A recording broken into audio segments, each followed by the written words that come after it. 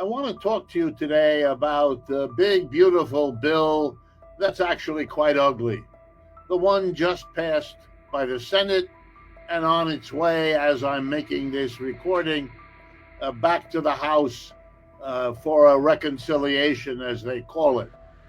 So it's now time to do that because the vast majority of what's going to be in the bill is in it now, whatever little tweaks they make before it's finalized.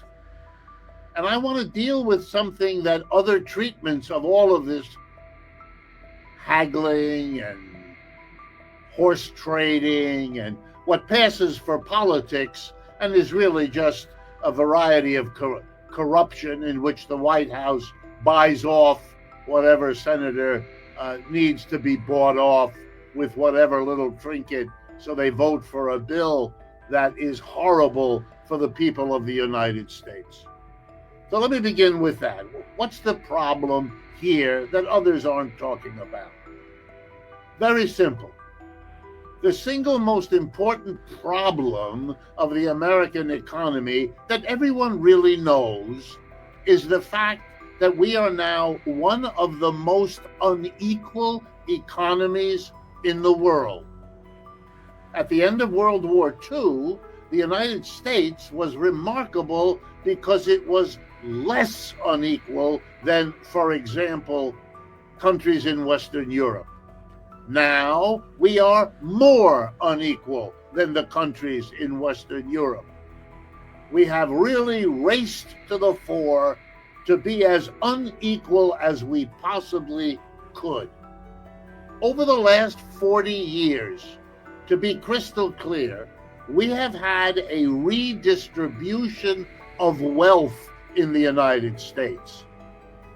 Not the one that Republicans and Democrats worry we might have and have to avoid. No, I'm not talking about that fantastic one which never happened. I'm talking about the real one that happened that we don't discuss, although we should, which is a redistribution upward, taking from the bottom, taking from the middle, and giving it to the richest people among us. Let me give you the statistics today, how unequal we are, and then go back and show you how and why the big, beautiful bill is really ugly.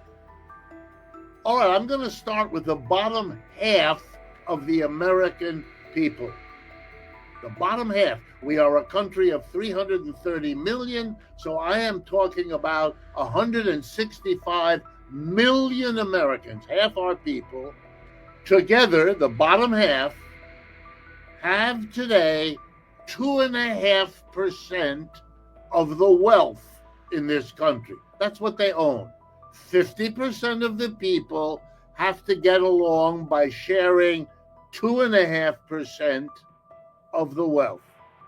Try to get your head around that, and you will understand what it means when people tell you that half of Americans are poor, because that's the truth. Not the make-believe, not the fakery, the truth. Now let's take the next 40% of the people. They're richer, they have more than the bottom half, but less than the top 10%. So we've talked about the bottom half, 50%. Now the next 40%, what you might call the middle of the United States. How much wealth do the middle of the United States enjoy? 30%. Notice, less than their share of the population.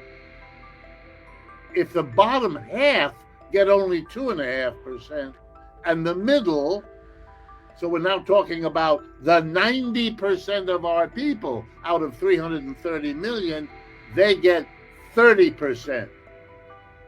That leaves the remaining amount, 2/3 of the income of this country is in the hands of the top 10% of our people. That is extremely unequal. You could never dream of a democracy, one person, one vote, if you take 90% of the people and tell them you live on 1/3 of the income we all together produce, and we give the top 10% the other 2/3. That will make the 10% rich, and the rest of us spectators as to how rich they are. Now, please keep that in your mind when I tell you that the only significant economic act that was passed by and through President Trump's first presidential term was the tax cut of 2017, passed in December of that year. It gave an enormous tax cut to corporations and the rich, precisely the people who needed it least, precisely the people who had enjoyed a rising share of the wealth of this country being redistributed to them out of our hands, out of our wealth. They didn't need it, but Mr. Trump gave it to them anyway. And that's the secret to why we have a second Mr. Trump presidency, because they were so happy with what he did for them in December of 2017 that they brought him back for another term, and he just delivered the same tax cut to them again. He extended the one from 2017, and he added a bunch of extra goodies for them. He will, by this bill, which is admitted by the Republicans, those who have half a brain at all, even they understand it, this will make inequality worse, just like his first tax cut for them did. Because we need to go back to really make America great again, would mean to make it as less unequal as it once was, not more unequal as it now is. But Mr. Trump won't tell you that, because he's, as you might have noticed, among the people at the top. And he's loyal to them. Not to you necessarily, you who voted him in, but to the people who put him in, and that's different. We are making our society a society of extreme inequality.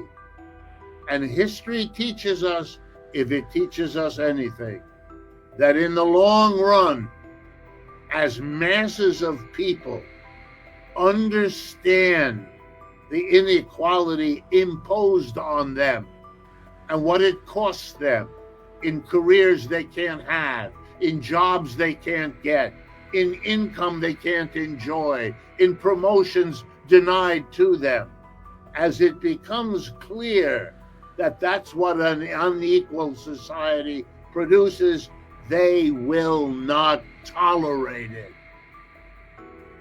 And then the bad news comes, as the people at the top realize that the long-term payoff to taking more than a fair share is you lose it all. It's happened over and over again, and to those who think it can't happen here, watch. It is happening here. It's not sustainable what we are doing in this country.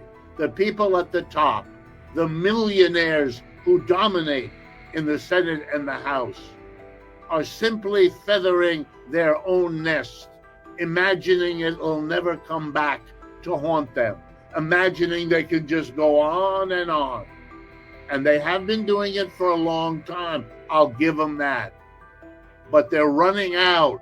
They can't anymore. It's too extreme. We are watching what happens when that crucial moment is arrived at. The Democratic Party is so corrupted by its donors that it offers no significant opposition. In France, twice in recent years, the government tried to do the kind of step towards inequality we're doing here. And both times, the French people did the same thing. Out into the streets they went.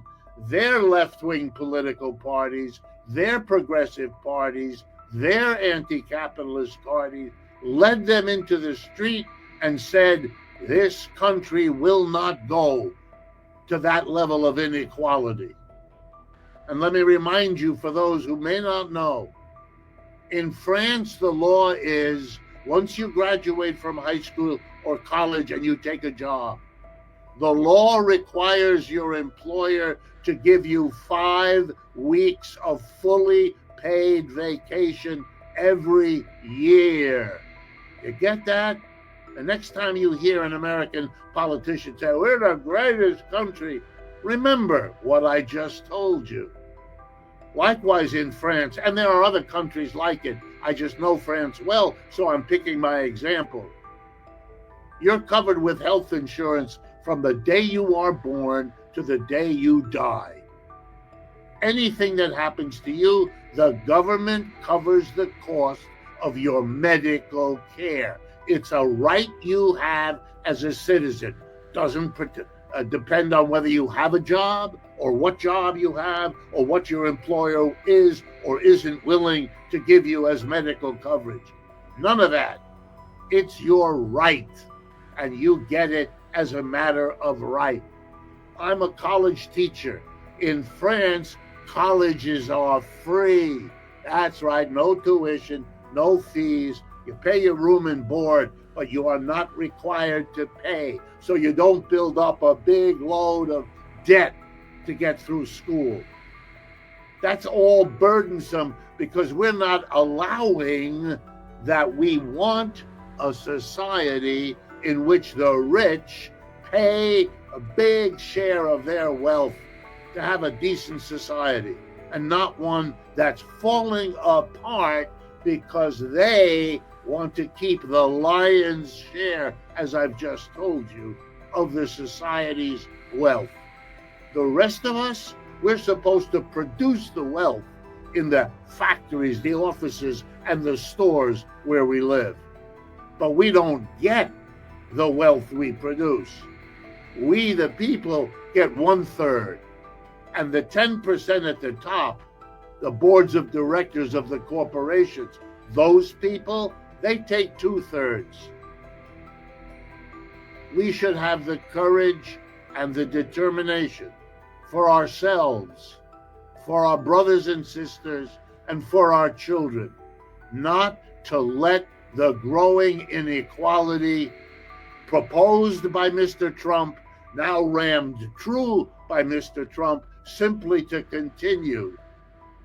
It is taking us in a direction none of us will want to see the last steps of. If presentations like this strike you as valuable, as part of the national conversation, or what should be the national conversation, then please share this video with your friends, your neighbors, your co-workers, your family. That's why we produce them. And of course, we have real expenses in doing it. And if you can help us in that way, please go to the websites that we maintain and donate. It will be a very important step you can take to push back against the kinds of development we've just here discussed. Thank you.